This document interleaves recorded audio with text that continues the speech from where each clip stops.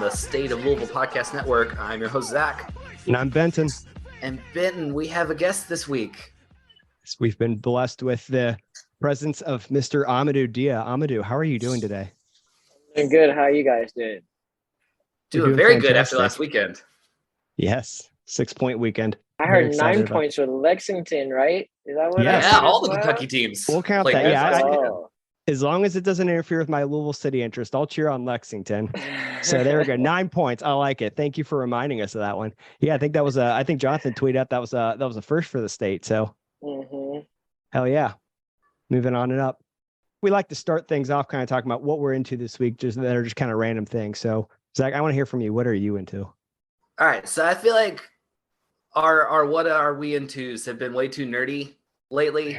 So I thought I'd bring it down a little bit this week. I have been into the new seasons of Beavis and Butthead that are on Paramount Plus.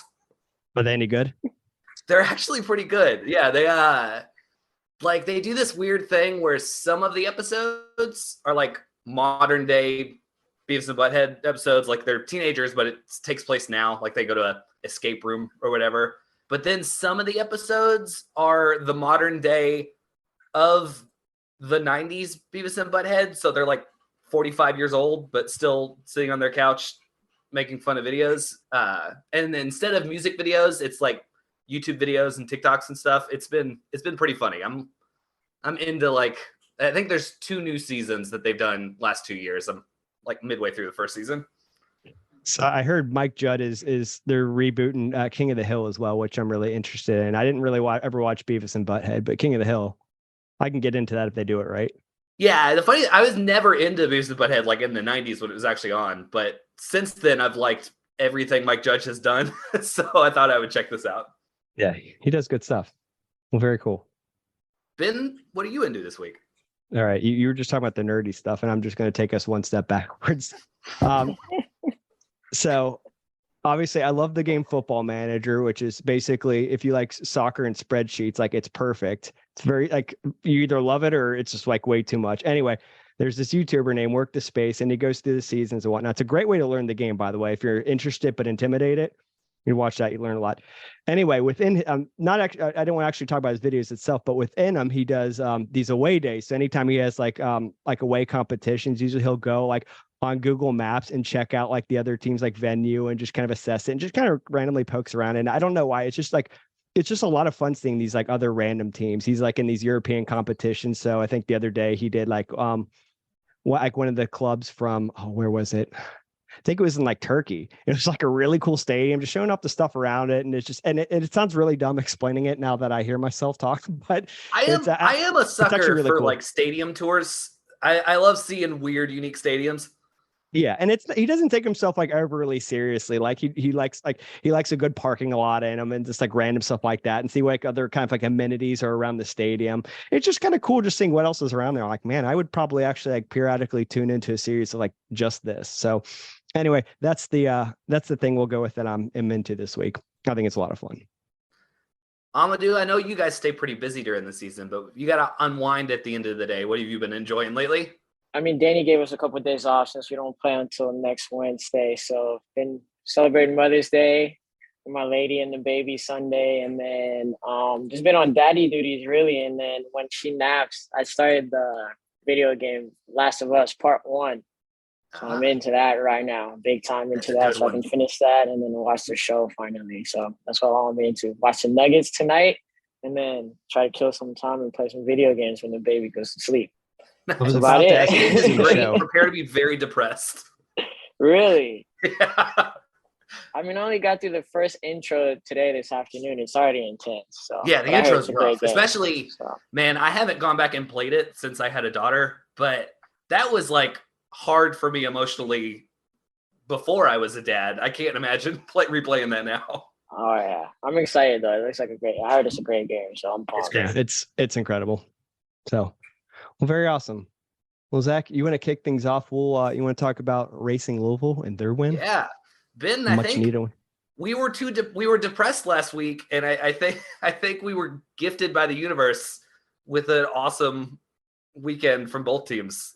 Not that I doubted any of our teams, but like I was just thinking about back ahead, like, oh, if I only have like kind of negative stuff to talk about, like I don't know like what new I'm gonna say here, right? Like it's gonna be like the same old, we're gonna be beating our heads. But thankfully we got to buck that trend and Racing Louisville started Got it a off big for us. win at home for Racing. So 3-0 win against Chicago. They played the game that we've been waiting for that team to play all season. They finally strung together 2 halves where they played their best soccer. And like this is what the result is when they're able to do that. Yeah, and I mean it came at an absolutely critical time. Like if they weren't going to be able to get it done against Chicago, like who do you get it done against, right? Like we kind of felt that way about like Orlando, but we're like, okay, if they couldn't get it done against Orlando, like the Red Stars, like this is really kind of our last hope to see if this team is really going to be able to have a full performance on the pitch, and thankfully that they did. Yeah, my big takeaway from this one, it was hard to pick a player of the game looking through it because I felt like everyone had a good game. It was just a great overall team game. There was no, I mean, I think Wang Shuang had a very, very good game. But if you just look down the lineup, I feel like everybody played one of the best games they played this season all at the same time. Yeah, I mean, it really was a complete performance. I agree with you that like there was nobody like heads and shoulders above the rest, right? And I agree with you all as well that Wong had a really awesome game as well. And again, it's just like we got to get the full team showing up for that full 90 minutes. Because again, going back to God, what was that match like 2 matches ago, where one had let that one go in that probably shouldn't have. And then DeMello gets the red card, and then we subsequently get scored on later in the game.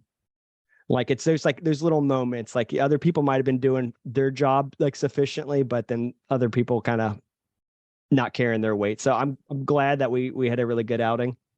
I will say, I was ready to complain like towards the end of the game. Like obviously we were winning. We had 2 goals, but they were both penalties. And I'm like, that's great and all, but like I want to be able to see this team score from open play, And we got that one. So that kind of took away that criticism. I mean, but also we have to keep in mind that Melissa Nair did like an outstanding job in goal for Chicago, and it could have been much worse if anybody else was in net there.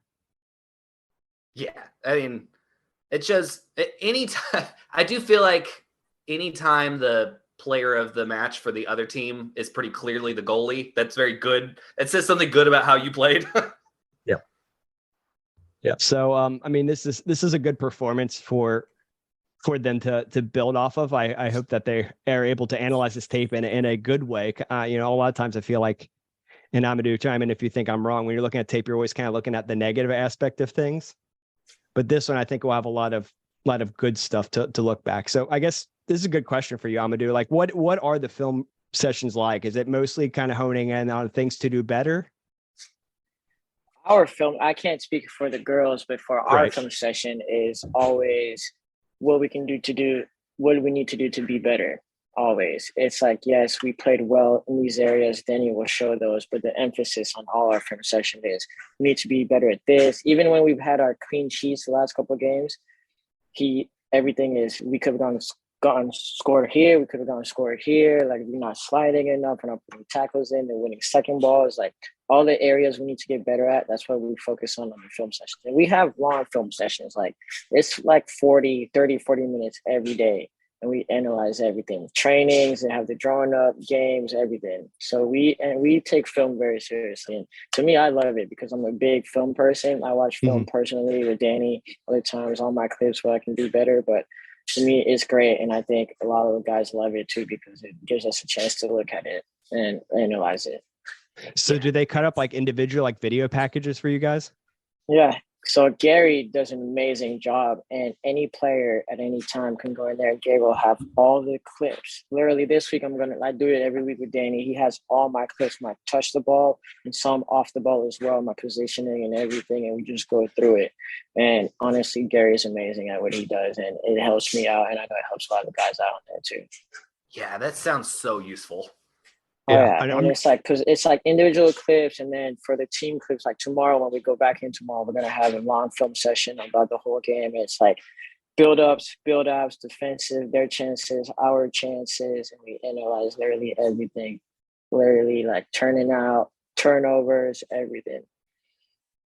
Now I'm fascinated by this. I guess playing the game, you obviously get one perspective, but then watching the film, it's like a whole different way of taking in the game. Like, is it pretty kind of, I guess, jarring in a way to see it from like a full different context like that? Is it like really eye opening, or is it you pretty much kind of know what to expect? I mean, that sounds like a dumb question, but do you get what I'm saying? No, 100%. Like, if you played bad, like, oh, I'm gonna get roasted in film. And then if you play good, you're like, oh, when you watch the film, like, okay, there's definitely areas I could have done better. And so, and it's very good because the way we look at it from the studio. So it's a wide angle. So the whole time you see the whole field, the whole positions. While during the live footage, it's only like ESPN footage. But we see the whole field the whole time. So we see if like you're being lazy on the other side when you're supposed to be sliding, Danny will call you out for it, everything. And the other players too. Danny doesn't want it to be like a lecture. He emphasizes on everybody being present, calling people out as well. Not rudely, of course, but like if you have something to say, an opinion, questions, he encourages people to talk. So it's more of a discussion with all the veterans that we have as well, rather than him lecturing and harping on people and everything. It's interesting. Yeah, I forgot that you guys have the different angles other than just like the broadcast stuff. And I think seeing the whole pitch probably tells a more complete story. Yeah, 100%. Like, for example, like on the terrible penalty call that I got called on, I know that I'm going to get called out on this, but I already know it myself that I should have been in a better position on the inside of Michael Salazar instead of the outside. Because if I was on the inside of it, I could have easily won the header instead of being on the outside and trying to reach over him and trying to win that. And so you're going to see that, and we're going to see that in the film. I'm waiting for it tomorrow for sure, but things like that. So it's great. I like the feedback. I always tell Danny if I'm not playing good, he'll call me out of the game, and that's how I respond. Some people have different ways, but that's how I like it. I like him to be straight, honest, and forward, and that's how he is. So works perfectly for me. It's good to know even as a professional, you still get yelled at for goal side inside. Oh, yeah. We take care of one of the big things we do is we focus on this year. We try to take care of the details. And so any little detail helps a lot. The silver lining to your penalty call is that like after the match, Coach Cruz was pretty adamant it wasn't a penalty, and he's usually not like vocal and stuff like that. So at least you got that going for you. But yeah, I could still see him getting on you for that. Nice. Man, I'd love to be a fly on a wall on one of those sessions. I think that'd be really fascinating. You're probably like, it's not that great. From somebody on the outside that it's not, you're not gonna get reamed on. Yeah, it might be fun for you, but for the rest of us, it's like, all right, it's coming. But it's more like we know it's coming. It's more for the learning objective. It's not. Danny knows it's not personal. It's business. I'm just trying to get you guys better, and that's it.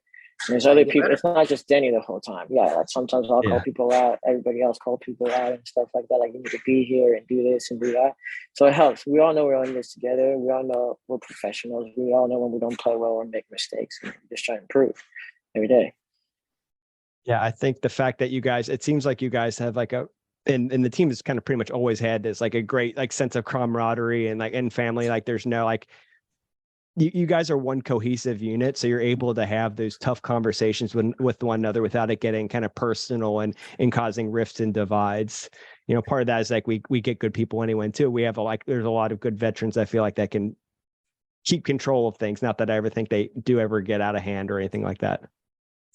Oh, 1,000%. I mean, most of the group, if you look at Louisville City, it's a lot of veterans, and it all starts with Paolo, our captain. He leads it all the time. He leads the film sessions as well and things like that. And we went through him, and then you got Brian Ownby, Sean Tosh, OJ, Kim, myself. And so I know you can tell a lot of the young guys, they learn from it, they feed off of it as well. You got young guys speaking up now. Carlos speaks up, even Elijah, we even got Isaac speaking up in film and stuff like that as well too. So you can tell they're learning, they're getting more confident, they're learning how to take criticism and things like that. They know that if we yell at them in training and things like that in film, we're not doing it to be mean, we're just doing it because we know they can do better.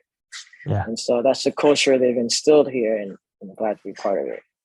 It's been so great these last couple of seasons seeing the young players really shine and advance. I mean, we've had so many good coming through the academy and players who signed that you can really tell like the team culture, like players come here and get better and really grow. It's really nice to see.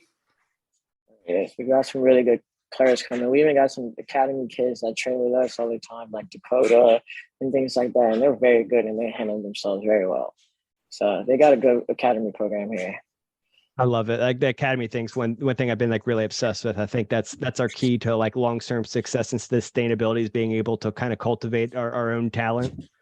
And I mean, the output already has been crazy. I mean, several guys, regular parts of the first team. You got other guys that are, like you're saying, training with you guys. They're getting that awesome exposure. And then so years down the road, I think that's going to pay off dividends. I'm so excited about that. Yeah.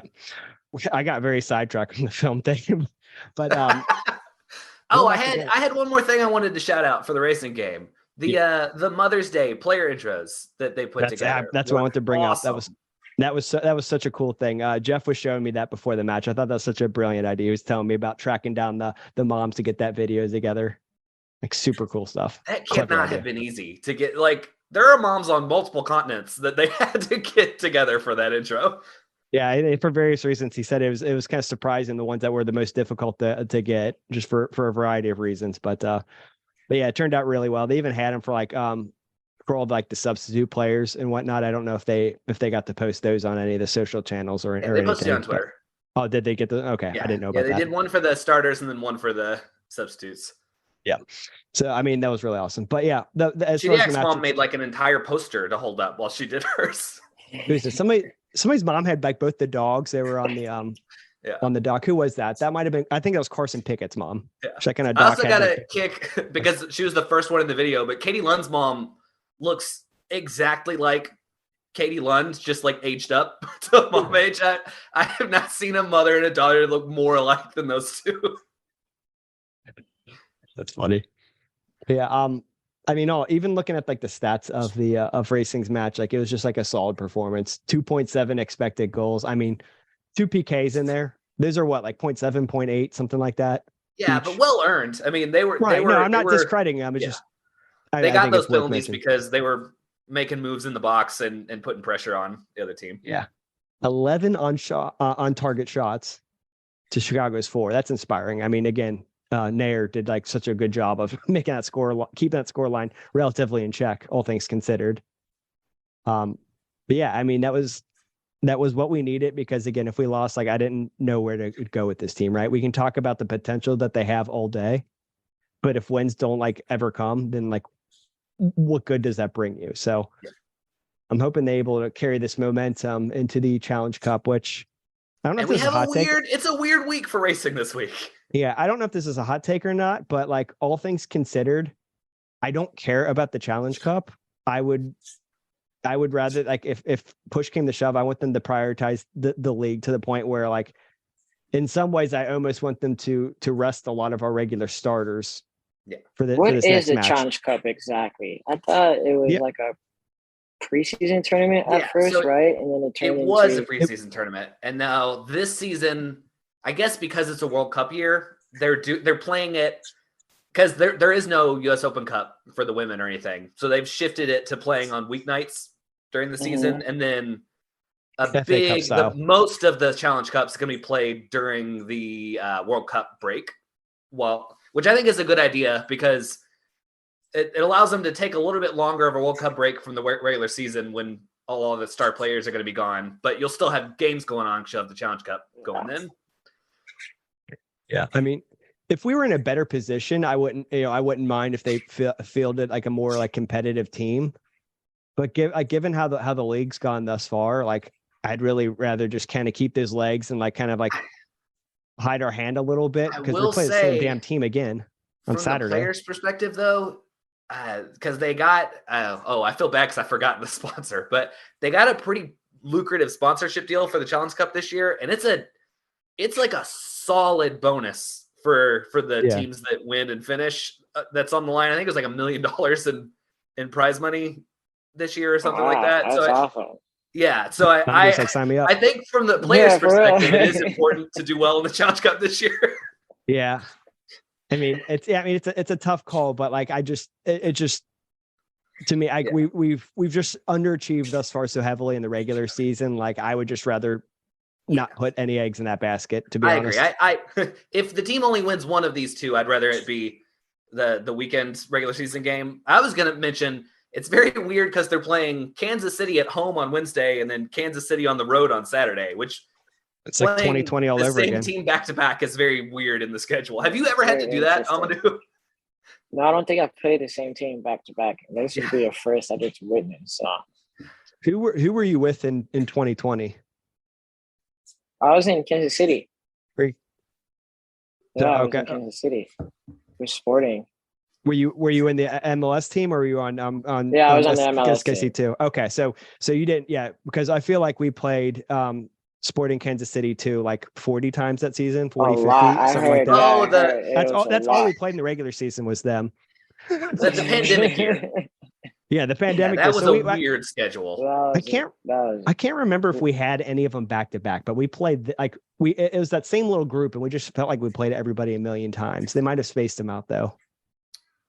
I forget what year it was, but I think there was one year where, because of the way the standings worked out, we played the same team in the last game of the season that we were going to play in the first round of the playoffs, but I don't remember what year that was. That's the only other time I can remember that happening. I don't know why this came to my mind so quickly, but the Bengals played the Jets 2 consecutive times. It was like 2009. It was like the end of the regular season, the first round of the playoffs. Obviously, because of that era, they did not win that playoff game, but... You're a Bengals fan? Yes. I'm from the Cincinnati area originally. I am also a Bengals fan, just because I like their helmets. Okay. The orange and black's pretty sweet. Yeah, I like the Tigers. Are you? So I guess you're a Broncos fan then? Absolutely. I know you're not going to say I'm a Chiefs fan. Absolutely not. We got Broncos fan all the way. I got nothing wrong with the Broncos. You guys got Sean Payton now, right? Yeah, I mean, hopefully he turns our season around. We've been struggling since Payton left, but we're hopeful here. We're hopeful. Who's even the starting quarterback down there now? Russell Wilson. Oh, that's right. That's all I say. Yeah, that's right. Broncos country, let's ride. That was my favorite. We got faith NFL in meme him. of last year. Last year was a warm-up year for him. He'll be better this year. I mean, like you got like Sean Payton is a pretty top-notch coach. So exactly, we got faith. We're hopeful this year. We got pretty good confidence. We'll see. If you can knock down the Chiefs down a peg, like that'd do us a solid too. We'd be down with that. I mean, the Chiefs are really good. You should hear all the trash talk I've gone when I lived in Kansas City the last 2 years. Broncos Chiefs is a big rivalry. Yeah, massive. And my girlfriend's from Kansas City, so she's a big Chiefs fan. So I've been trying to convert her. Oh, I've been trying. It's not happening. She's also trying to put my daughter in Chiefs fans here. It's not happening either. You're a stronger man than I. If my Broncos gear all the way. If my wife was a Steelers fan, I don't know if it would work out. Like I can't do that. I can't. Man. All right. Well, I'll cheer on the Broncos as long as it doesn't interfere with the Bengals' interests. Fair enough. I'm a big Joe Burrow fan. He's a great guy. Great quarterback. He's so cool. He's so cool. He's like a god up there. All right. Any last thoughts on racing, or do you want to? No, I want to get to the City game. Yeah. All right. Well, Amadou, we'll let you start. Kind of, what were your overall thoughts of the match? Your takeaways. I thought we struggled in the first half. We looked very tired. Even Danny told us at halftime, like, we looked extremely tired. We gave some bad turnovers in the middle. I think personally, I know my PK call kind of rattled me a little bit because I was very pissed about it, and I kind of let it get to my head. And Danny put me to the sideline in the middle of the game. He's like, listen, it wasn't a penalty. You got to let it go. Just get back to your game. And that's it. Just move on. So that's what I tried to do. Came in at halftime. Danny made some subs, and I think Elijah and Tyler made a big impact. Like Dylan, I thought Dylan played great. I think Carlos played good as well, but I think the energy that Elijah and Tyler brought helped us out a lot. And then instead of trying to rush like we were doing in the first half, when we got into the final third, we actually moved the ball side to side quite a bit and brought them out to open them up. And I think that helped us out a lot as well. So I think first half we struggled a little bit. We looked very tired for some reason. I don't know if it's the heat or humidity or whatever, but second half looked like we got a second win and we got control of the game. And I think we were just dominated from there. Then it was it was just a matter of time before we got our second goal, and then from then on, I was just trying to add one more and just close the game out. It's such a big adjustment when the humidity starts. Oh, yeah. It feels so different to be outside really like 2 weeks ago versus now. It really did. Like, I was talking to Wes at halftime, and like, dude, I can't breathe. He was like, dude, for some reason I can't breathe either. But and then second half, like to me, second half felt night and day difference between the first half. I don't know what happened, but it was a lot better for me breathing wise. I know it was a lot better for everybody else. So we didn't look as tired second half than we did first half. Now, I've noticed this, and this even extends back to last year. I feel like this team is a second half team, right? Like I feel like a lot of our best performances have been in the second half. Like, is Coach Cruz making like tactical changes and stuff that are really making a difference there? Are you guys just kind of like realizing like, oh, we can be better? Like, or I guess, what do you kind of credit for this kind of success we're seeing later in games? Well, even during the first half, we know we weren't doing very good, and we know we were having bad turnovers and stuff like that. But the thing about it, he harped super hard this week, and he does every week, is that we have to start the game very well. Like the first 20, 30 minutes, we have to start the game very well, especially with Miami. They're a team that if they score first, and they will just sit in like they did to us last year when we went to their house. We gave up a mistake and they scored, and all they did was just sat in the whole game. We couldn't score. So this week he was very adamant. He's like, listen, you guys got to start well.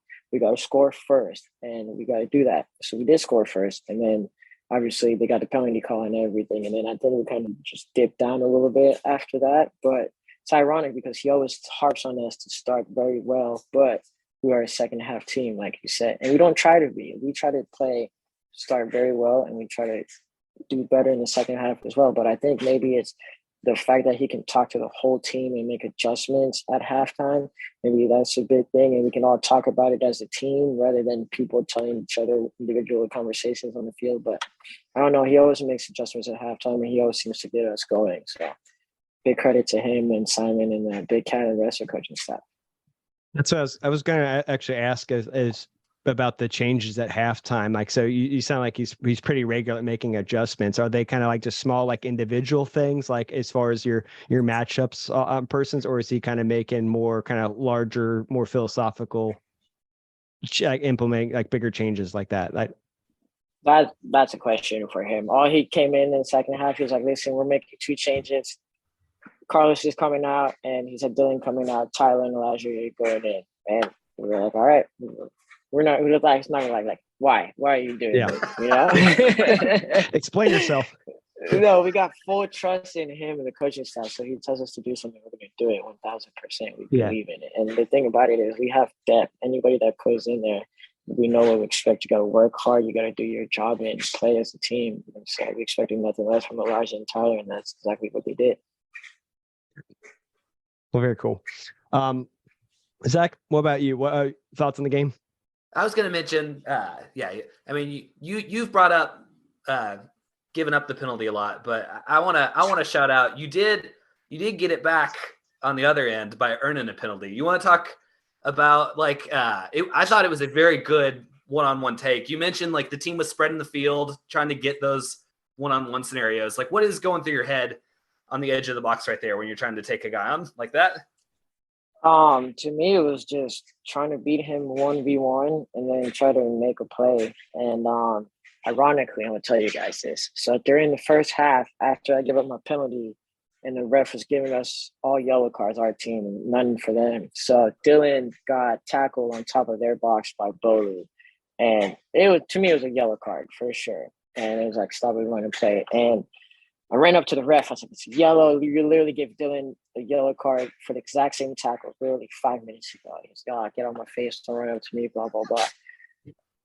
Fair enough. So Segbert, he goes, oh, he's just mad because he gave away a penalty.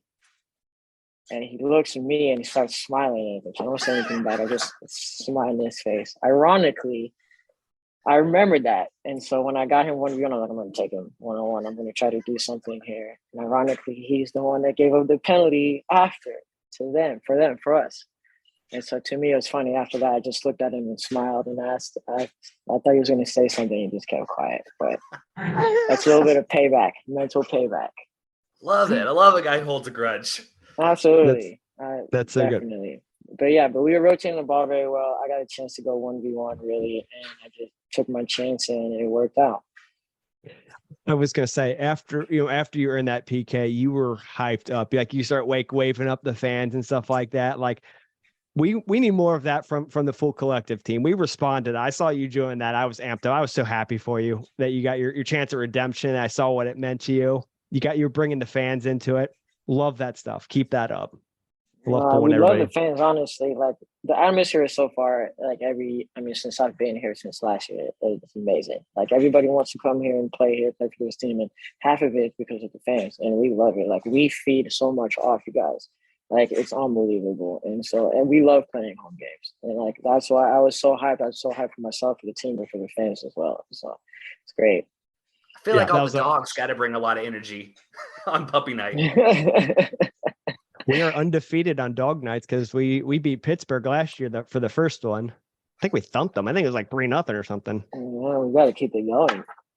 Yeah, it was awesome. So, but no, all in all, thought it was a pretty excellent match. Much more what we've been accustomed to with the team, right? Like so in the past few games, I think some of my concerns have been it's not really so much on the defensive side, but scoring things. And I want to see a multi-goal game, and I'm glad I got that. And I know that Amadou, you and the team and the staff probably weren't as worried about it, but it was just one of those things. I was just looking at the numbers, our averages. I'm like, oh, right now they're not where I would have expected them to be. Like I feel like we're a better team than what I'm seeing here. I want to make it clear. I've maintained the faith. Just looking at the raw data there. Oh no, we know. We've talked about it a lot. Like ever since the beginning of the season, our problem is at first we weren't collectively defensively all together. After we got those 8 goals scored on us after the second game, we made an adjustment, focused on defense. Then we got that together, and then the still problem was we couldn't finish our chances. We were creating good chances, but we couldn't put it in the back of the net. Like Brian Obi doesn't miss one-on-one chances and things like that. Ray Wilson, all that stuff, and we know, like. Danny kept harping. Like, I know you guys are pissed about it. I'm really mad about it as well, but we just got to keep the faith and keep working on it. And now that we finally had a break in our crazy schedule, we got to work on it the last couple of weeks. That's all we've been doing. Competition, finishing in front of goals. We've been harping on it. And Dane just kept keep believing in it. So did we. And we have amazing forwards. I mean, you got Cam, Brian, Ray, all of them. TT, we got Razzle now. He's there. Paolo, everybody. We have great forwards, great midfielders. We know we can score. It's just putting it in the back of the net. So we put a lot of work in it last week, putting a lot of work in it this week, and we're going to try to keep it going, and maybe hopefully we just keep scoring 3-4 goals, and now we just got to keep getting clean sheets at the same time. So it just can't be one or the other. It's got to be both at the same time. And so that's what we're harping on, and we're just going to keep working on it. Keep it rolling. Yeah. I feel like Coach Cruz has like a really strong emphasis on the defensive side of things. Like if it was one or the other, like offense or defense, like I feel like he has more emphasis on the defense, keeping the clean sheets and just being responsible there. Oh, 1000%, because he knows like we will score some way. We will create chances and we will score, even if it's just 1-0, something like that. But as long as we don't get scored on, this thing is we don't get scored on, we can't lose. So he is very adamant about defense. It's not just the defenders though. He takes it all the way from Wilson down to the goalkeeper, even on the bench and everything. So we're a defensive team, but we got the power to attack. We just got to bring it all together. And we started off slow. Everybody know we did not play very well. Like we were very upset. We tied at Memphis. We were very upset. We tied in Charleston. We did not play well those games. And then that break came at a good time because it gave us a chance to reset and compete in training and get back to the old Louisville blue collar, work hard, everybody together. And so that's where we're at now. That's what we're getting back to. So we just got to keep it going from here. Yeah, that was actually one of the things I was going to ask about later is like what the break meant for you guys. And it felt like an opportunity to reset, step back, take a little break, and then also kind of focus on what you need to do. And based off of what you said thus far, it seems like it was exactly that. Right thing happened at the right time for you guys. You got that much needed break and able to kind of right the ship, if you will. Not that it was ever that off course. Absolutely. Well, as you mentioned, we got another break. So no games this weekend. Next game, Tulsa, next Wednesday. Benton, did you have anything else you wanted to cover on the Miami game? I do want to point out I have no evidence of this, but I was talking to my seatmates, like, all right, I turned to them like, all right, who's going to score first? And they were off their names. And I'm like, I say it's going to be Dylan Maris. I think he's due. I think it's time for him to score. And then boom, like 8 minutes in, I'm like, I'm a genius. Profit. That's awesome. It was awesome to see him score, and like especially since he went through that injury and everything, and was way bad. It was great to see him score. He's a great player. Now he's scoring. Now we're waiting on Razzie to score, and then we're waiting on the big Martin to come and score as well. So yeah, Rasmus, like he feels like nearing that real like overdue point. Like he had two opportunities this past match. Actually the one Dylan scored on, it was a good shooting opportunity, just got blocked and fell to Dylan. And he had another one, I want to say it was in the second half, and it went like just over the crossbar, something like that. Like he chested it down and volleyed it. Yeah, he is coming. He'll get his for sure. Yep. And then Martin, I'm excited to see him get some more minutes and bag his first goal. I'm glad he got on the pitch. I saw when Cam was, I'm like, all right, he's probably gonna make the bench. So I hope we at least get like 10-15 minutes out of him, which we got. So that's exciting to see. We've been going on for long, so we will cut to a quick break. And when we get back, Amadou, we're gonna put you on the hot seat. We're gonna ask you a lot of tough questions. Or not tough. Stay tuned, and we will be right back. Does this ever happen to you? Do you ever get sick of listening to the same old sports radio, Mount Rushmore this, hot seat that, the same rehashed old musty takes you've been hearing for years? Does it send you into a fit of rage, causing you to lose control of the steering wheel, crashing into a vehicle leading to you being late to a big meeting at work, which leads to your ultimate firing and downward spiral of your life? Does this ever happen to you? Don't send your life into a downward spiral. Do what thousands of others are already doing, listening to the State of Louisville Podcast Network. Louisville football, basketball, women's basketball, baseball, Louisville City and Racing Louisville Soccer, Louisville culture, and so much more. State of Louisville Podcast Network and stateoflouisville.com. Real fans' opinions for real fans. Like you.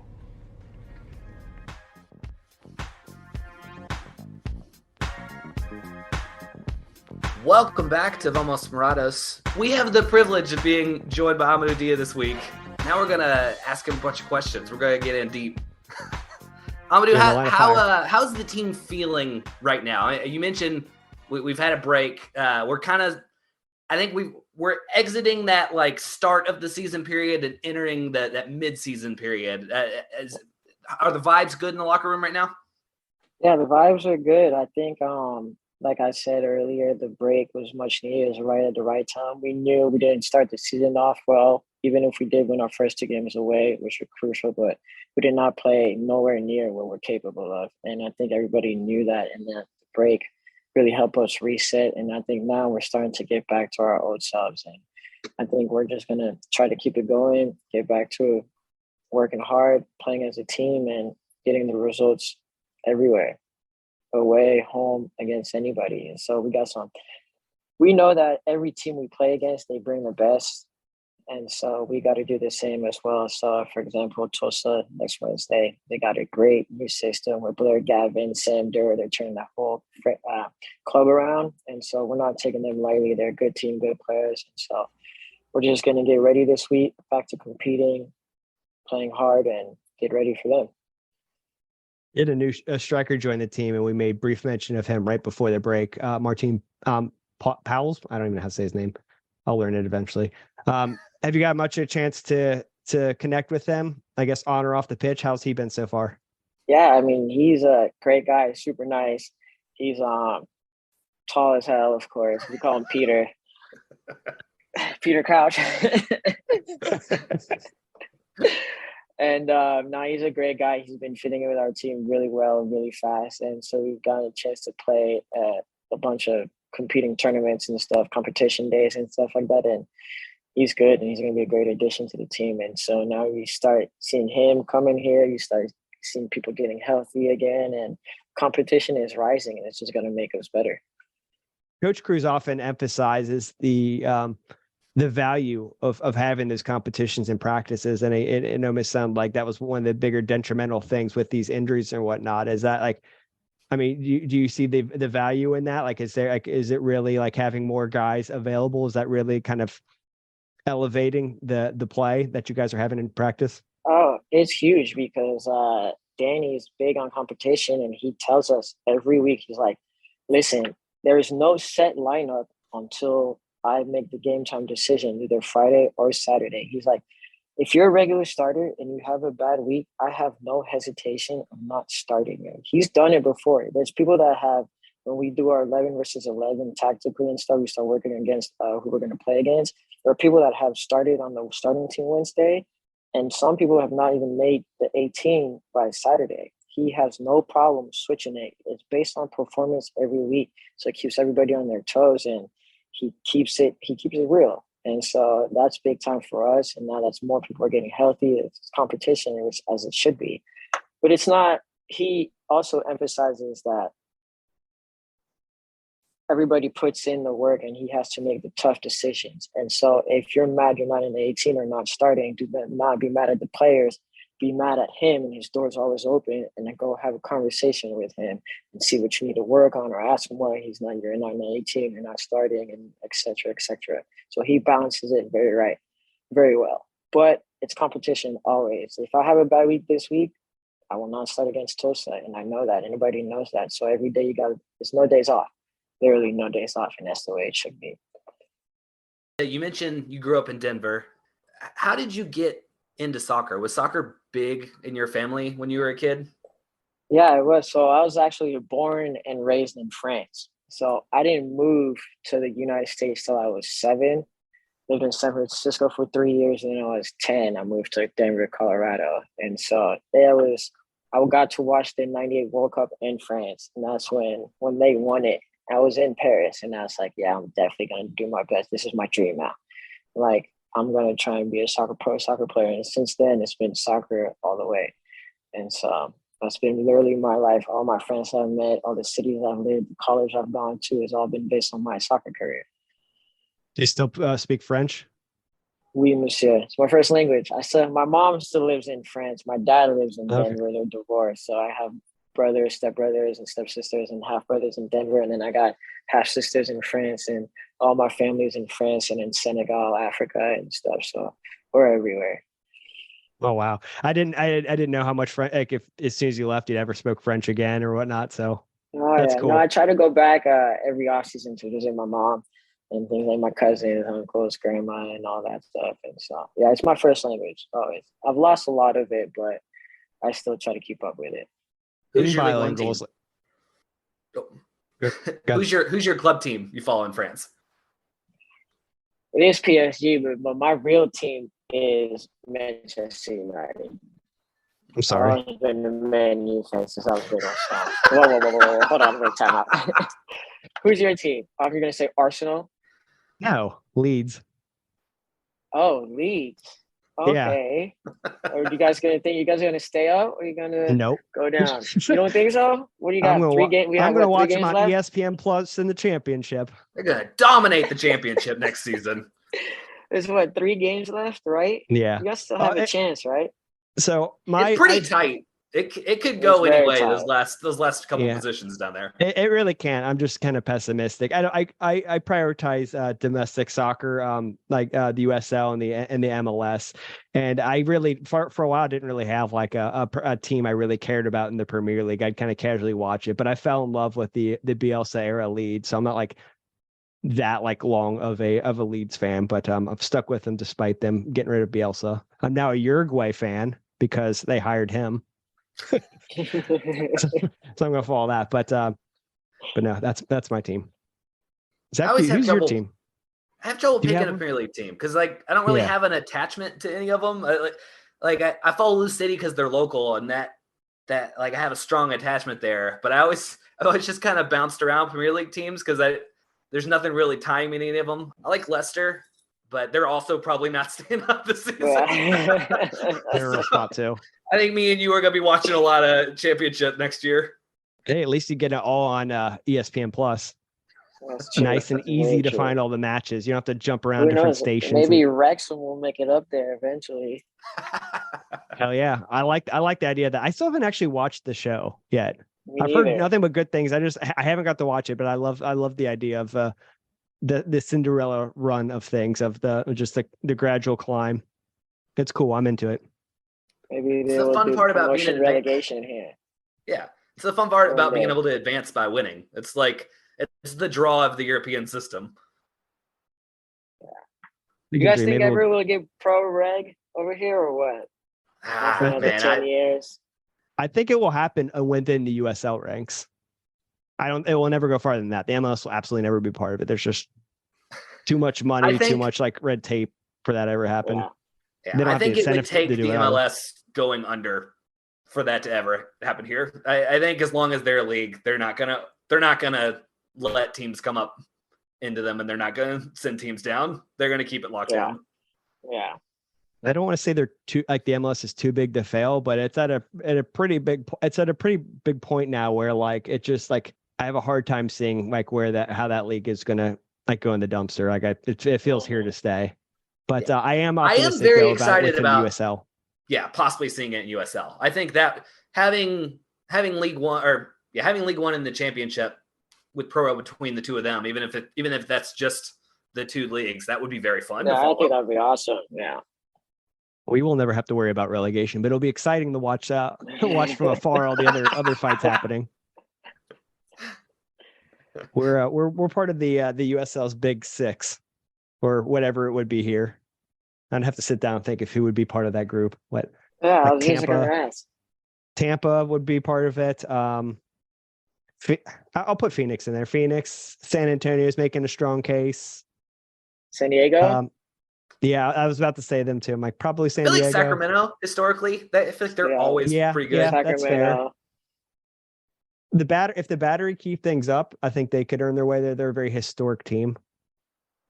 I don't know. We're still kind of in our infancy, feeling things out. Back. What'd you say? I say we'll see how the Battery bounce back. I'm sure they will. Yeah, I think Ben Pierman's a pretty good coach. Yeah, he's a good coach. They have a good team, good players, so I think they'll be fine. Yeah. So, all right. First off, how is your daughter doing? She's doing good. She's over there in the other room watching Coco Melon. I can hear it. I can hear Bluey from the other room right now. So she just turned 9 months. And so she's really in the crawling and trying to stand up and use the walker to start walking. And she's on the move. So actually this week while we had off, I had to baby proof the whole house. So anchor down all the dressers and put all the foam on the corners and everything. And so she's starting to get wild, but I love it. I love to see her starting to figure things out and everything. So she's the greatest. It's fun watching their little brains work and figure things out. Daughter's favorite thing was ripping the foam off of every one of those corners. Oh yeah, she loves the foam. Everything she's not supposed to play with, she loves. So. Does she take it after more after you or more after mom? Definitely after mom. Definitely after mom. She's definitely a mommy's girl.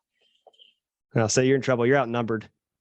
Oh, 1,000%. It's me, and then I have 2 lady dogs, and then my daughter, and then my lady. And so just me by myself with the 4 ladies. So it's great.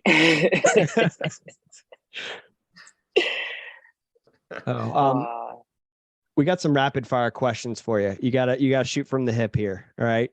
You can't overthink these. So first one, favorite spots in Louisville, places to eat, hang out, whatever. I just went to the opening of number 15 actually today. It was really great. It was really cool. What is it? Number 15? It's called number 15, and it's right downtown, right next to Repeal, right next to the Yum Center. And literally they had the opening today, and they actually officially open on Thursday. If you guys have the time, you guys should check it out. It's like 4 floors. They have a live band, like they have a balcony. It's really cool, bars and everything, great food and everything. So it's a really good time. It's probably going to be one of the best places this summer. So it's really cool. Oh man, it's new. No wonder I hadn't heard of it. Yeah, new. Yeah. Putting that on the list. What's your favorite month of the year? June, my birthday. Nice. Oh yeah. Favorite movie or TV shows? watch a lot of TV. So right now, my favorite TV show would probably be Jack Ryan. Yeah, Nice. I haven't sat through and watched it all. I've caught like bits and pieces of it. Like the wife went through and watched it. It looked really good. It's really Nice, good. like 24 vibes. Yeah. Like that. Yeah. All right. What movie or TV show scarred you the most as a kid? As a kid, well, I watched a bunch of French TV shows, so you guys probably wouldn't know. Not up to date on my French TV viewing. So we talked about some of this. What other teams do you follow? We know you follow the Denver teams, Broncos, Nuggets, Manchester United. Anybody else Yeah. you kind of closely keep tabs on? Yeah, keep close tabs on Sporting Kansas City as well. Got a lot of great friends there. Got a lot of respect for that club, and I love the city, love the fans. So I always follow them. I'm glad they're starting to turn it around and stuff like that. Talk to the guys all the time, Tim Melia, Johnny Russell, Kyrie Shelton, Daniel Rogers. We see like some of my bestest friends. So I talk to them all the time. So I always keep up with them and watch them all the time because they always play after us. So keep up with them. Yeah. Other than that, I love watching MLS and MLS games as well. So anytime there's an MLS game, I'll just turn it on and just watch and stuff. I made it difficult in the league. I feel like it was always a fun game against Kansas City too. Oh, that was definitely my favorite two team. Like that, we always had the most memorable matches with them. But do you have to go back and watch replays, or are you able to catch many of the matches live for the MLS? Because I feel like they put them all in the same time slot, and it's so like frustrating. Yeah, they used to have it all spread out. They used to have Friday games, a bunch of Sunday games and stuff, and now it's solely Saturday from nearly 7:30 to 9:30. But most of the time, we usually play a little bit earlier, so I get to catch a lot of the later games and stuff. And Kansas City always plays after us, so that's the second half and stuff. What would you do if you weren't playing soccer? That's a great question. I ask myself that all the time. Honestly, I have no idea because ever since I was 4 years old, my main goal, all I focus on is soccer. Never thought about anything else. But I am turning 30 this year, and so I'm hoping I can play at least 10 more years at a high level. Pray I can play 10 more years at a high level. So I got to start thinking about what I want to do after and things like that. So I'm hopefully stay in the soccer world, maybe to go do some front office or something like that, or in sales, but we'll see. For now, I'm just staying on the course. There's always an open invitation to our over 30 team. If you ever want to keep playing. Say less. I'm in there. Be careful. We'll take you up on that. We need help. No problem. I'll come this week sometimes. Just don't tell Danny. We'll keep it our secret. I don't know that he listens to us, so we'll keep it on the down low. I don't know if you'll answer this one up. I'm going to try. Least favorite team to play against. Are there any teams you have like grudges against, or the individual players that you don't like playing against? Who sticks out there? I hate Memphis. I hate Tampa. Memphis, I feel like they always got heated. Oh, 100%. I'll just leave it at that because then I'll go off railing and start saying cuss words and stuff. But I hate Memphis. I hate Tampa. I'm glad to hear your answer is the same one I would have given as a fan. Yeah, and especially in Memphis. But yeah, definitely. All right, what's your favorite flavor of ice cream? Cookie dough, no question. All right, here's one. Would you rather play in 100 degrees heat or 0 degrees cold? I would say 0 degrees cold.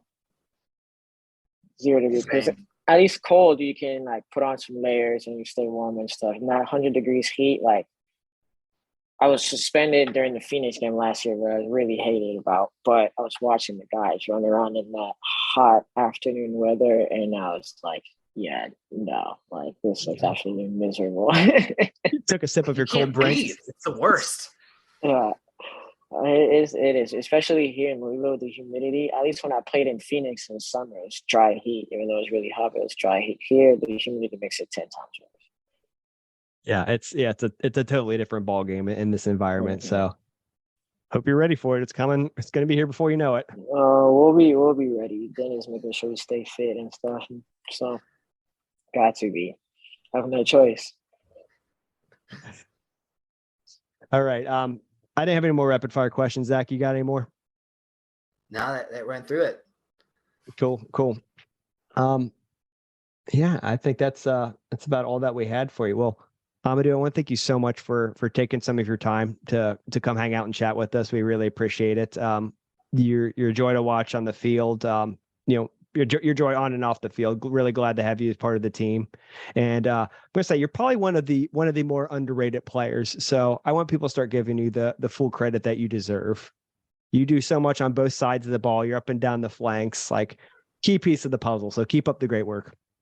I really appreciate it. Really appreciate you guys. Like what I meant when I said earlier about the fans and everything, like we're super grateful. I don't think you guys understand how much like the team, the coaching staff, and like the front office values you guys. Like you guys are major key to our success. We honestly love you guys. Super grateful for you guys. So hope you guys keep it up seriously because we love it.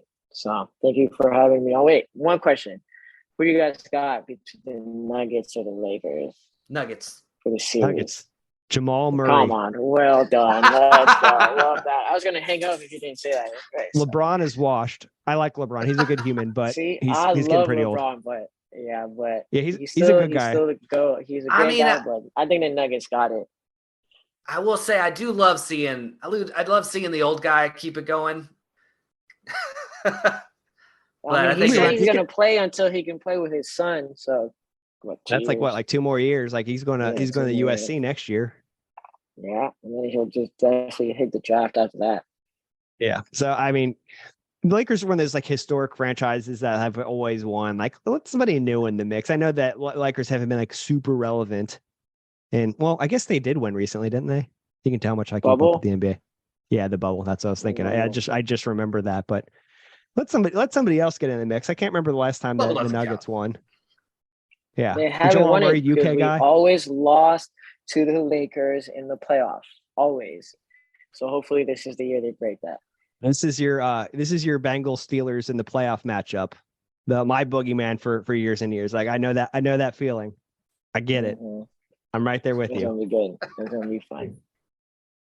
All right. Well, you enjoy that game, and we will catch you at the Tulsa match next Wednesday. Hope you guys have some good training sessions in between here or there, because you guys have put the bar back up high again. Sure. I appreciate you guys. Thank you again. Thank you all for tuning in for another episode of Morados. We'll catch you guys next week. Take care. Bye, y'all.